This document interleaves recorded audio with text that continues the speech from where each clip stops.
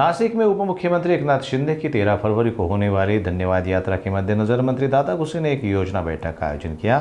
बैठक में डाक सब्सिडी पर विचार किया गया, जो अभी शासन स्तर पर लंबित है, लेकिन जल्द ही इसे लागू करने पर विचार किया जाएगा। इसके अलावा क्षेत्र की समस्या और अन्य मुद्दों पर भी चर्चा की गई। आता ही प्राथमिक बैठक झाली। सर्व प्रमुख पदाधिकारी नेते मंडळी बसतील। उपस्थितीचा काही विषय नाही। हजारोच्या संख्येने शिवसैनिक नागरिक उपस्थित राहतील आणि मग त्यासाठी नेमकी कोणती जागा निश्चित करायची याचा नेते मंडळी निर्णय करेल। रुपयांची थकबाकी सरकारकडे आहे आणि त्यामुळे जे आरटीएचे नवीन प्रवेश होणार आहे त्या सगळ्या प्रवेशार्थी विद्यार्थ्यांना जो आहे ती जी रक्कम आहे ती भरून प्रवेश देण्याचा निर्णय जो आहे तो काही संस्था चालकांच्या संघटनांनी घेतला आहे। एक मोठी रक्कम सरकारकडे बाकी आहे आणि ती त्यांना मिळत नाही आहे। शिक्षण विषयामध्ये काही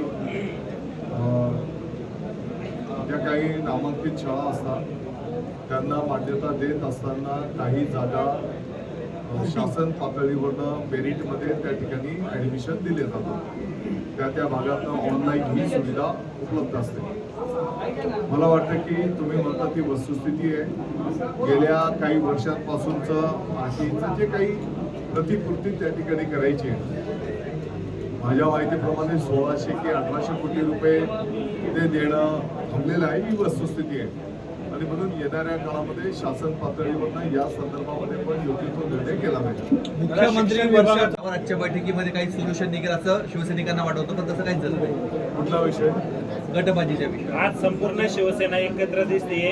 इतर वेळेस जर बघितलं तर वेगवेगळे कार्यक्रम होत असतात, काही पदाधिकारी त्या कार्यक्रमाला असा कुठलाही विषय नाही।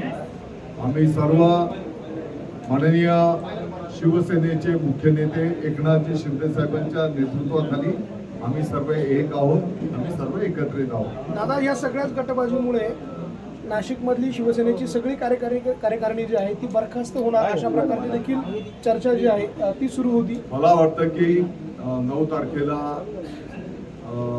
एकनाथजी शिंदे साहेबांचा वाढदिवस आहे आणि 13 तारखेला ते इकडे येणार आहेत आभार दौऱ्यासाठी।